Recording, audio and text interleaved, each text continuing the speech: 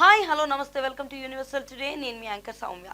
ఇప్పుడు ఆంధ్రాలో వచ్చుకున్న చొరవ తీసుకొని ఆంధ్ర పొలిటికల్ లీడర్ తీసుకున్న నిర్ణయం అందరినీ కూడా ఆశ్చర్యంతో పాటు ఆనందానికి గురి చేస్తుంది. సో ఎవరైతే టీడీపీ నాయకుడిగా ఉండి ఇప్పుడు ముందంజలో ఉండి అందరినీ నడిపిస్తున్నారో, అలాగే రీసెంట్గా వర్కింగ్ ప్రెసిడెంట్గా తనకంటూ ఒక గుర్తింపుని టీడీపీ ద్వారా తెచ్చుకున్నారు ఆ మంత్రి లోకేష్. ఇప్పుడు ఒక కొత్త నిర్ణయాన్ని తీసుకొని కేవలం ఇది తెలుగు రాష్ట్ర ప్రజలకు మాత్రమే కాకుండా ఆల్ ఓవర్ ఎవరికి విషయం తెలిసినా సరే ఆనందపడే స్థితిలో, అలాగే ఆయన్ని కొనియాడుతున్న స్థితిలో అయితే లోకేష్ ఇప్పుడు ఉన్నారు. సో ఆ న్యూస్ అన్నది మనం చూసుకుంటే అరుదైన జన్యు వ్యాధులతో బాధపడే వాళ్ళ కోసం ప్రాజెక్ట్ పునర్విక అనే కొత్త ప్రాజెక్ట్ని ఆయన స్టార్ట్ చేసినట్లుగా ఒక కొత్త స్టెప్ అన్నది ఆయన తీసుకున్నట్లుగా అయితే మనకు కనిపిస్తుంది. సో రీసెంట్గా ఈ విషయం అందరికీ తెలిసిందే.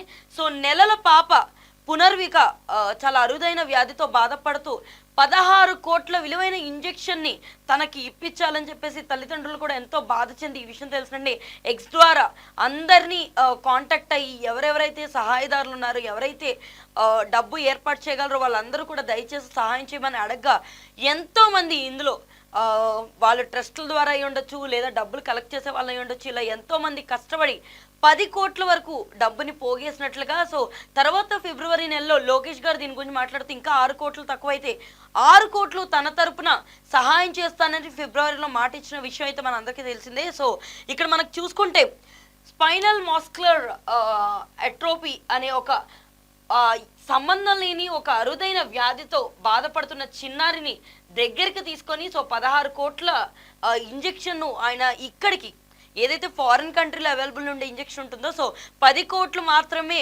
పోగైన పరిస్థితిలో, కేవలం అమర్చబడిన పరిస్థితిలో మిగతా 6 కోట్లు ఆయన వేసుకొని అక్కడి నుంచి ఇక్కడికి ఇంజెక్షన్ తెప్పించి మరి పునర్వికాని హెల్త్ సెట్ చేయడానికి లోకేష్ చొరవ చూపించిన విధానం కానీ, తొందరపడిన తీరు కానీ కేవలం ఆంధ్ర రాష్ట్ర ప్రజలకి కాకుండా ఇరు తెలుగు రాష్ట్రాల ప్రజలకి కూడా ఒక ఆనందీయమైన సన్నివేశంగా నిలిచింది.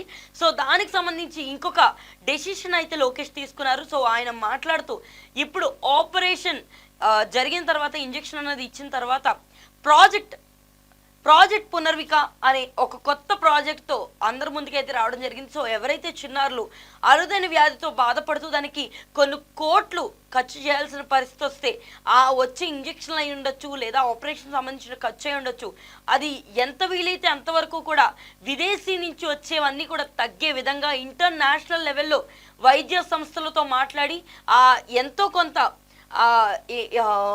జరుగుతున్న ఖర్చుని తగ్గించాలని, అలాగే ఆపరేషన్ కొన్న వాల్యూని ఎంతో కొంత తగ్గించి కేవలం ఆ కుటుంబానికి కానీ లేదా ఆ బిడ్డకు కానీ హెల్ప్ అయ్యేలా ఆ ప్రాజెక్ట్ పునర్విక ప్రాజెక్ట్ ప్రకారం చేస్తామని చెప్పేసి లోకేష్ మాట ఇవ్వడం, ఇది కేవలం పునర్వికాకి మాత్రమో వాళ్ళ ఫ్యామిలీకి మాత్రమో హెల్ప్ చేసిన వాళ్ళకు మాత్రమో కాదు, ఫ్యూచర్లో చిన్నారులకు ఎవరికైనా సరే ఇలాంటి అరుదైన వ్యాధులు కానీ వస్తే వాటికి సంబంధించి ఆయన తీసుకున్న ఈ నిర్ణయం ఎంతో హర్షం వ్యక్తం చేసే విధంగా, అలాగే ఎంతో మందికి ఇది సహాయాన్ని అందించే విధంగా అయితే ఉంది. సో ప్రెసెంట్ అయితే అంతర్జాతీయంగా కూడా ఆయన వైద్య నిపుణులతో మాట్లాడి దీనికి కావాల్సిన ఏవైతే పరికరాలు ఉన్నాయో, అలాగే దాంతోపాటు ఎలాంటి డీలింగ్ అయితే ఉందో అదంతా కూడా లోకేష్ దగ్గరుండి చూసుకుంటున్నట్లుగా.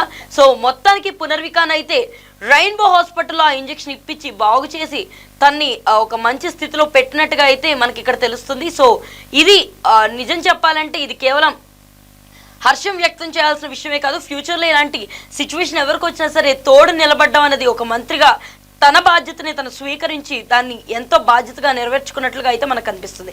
సో ఇలాంటి న్యూస్ కోసం మళ్ళీ యూనివర్సల్ టుడేని ఫాలో అవ్వండి.